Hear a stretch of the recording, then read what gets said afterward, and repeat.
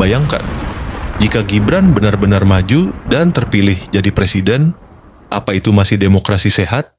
Atau sekadar politik keluarga? Pelanggaran etik banget itu kalau anak presiden lalu kemudian bapaknya menjadi wakil.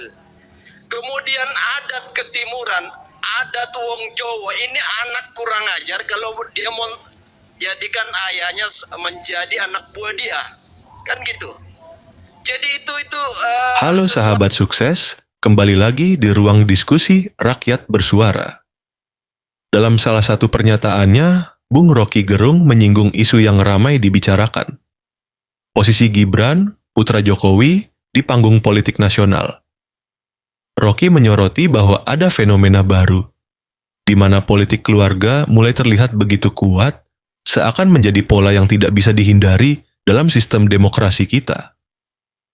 Menurut Rocky, persoalan ini bukan sekadar tentang aturan hitam di atas putih, melainkan soal etika politik dan persepsi rakyat.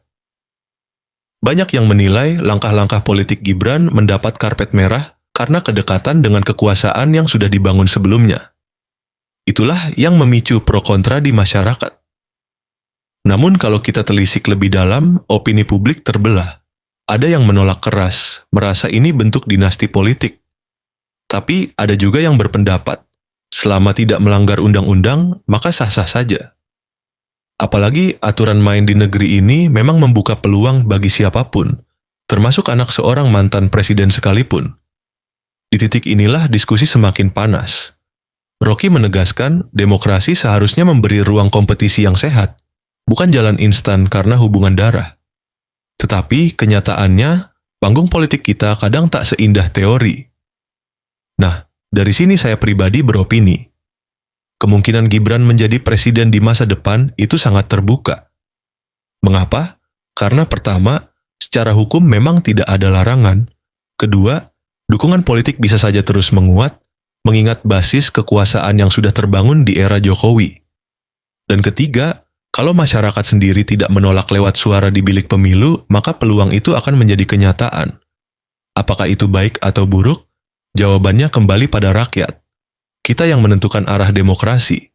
Jadi, bisa saja Gibran kelak menduduki kursi presiden.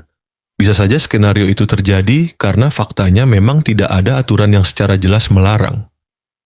Inilah realita politik Indonesia hari ini, penuh debat, penuh adu argumen, namun pada akhirnya rakyatlah yang memberi suara terakhir. Sahabat sukses, menurut Anda, apakah fenomena ini sebuah kemunduran demokrasi, atau justru bagian dari dinamika politik yang sah? Silakan tinggalkan pendapat Anda di kolom komentar, karena suara Anda adalah bagian dari demokrasi itu sendiri,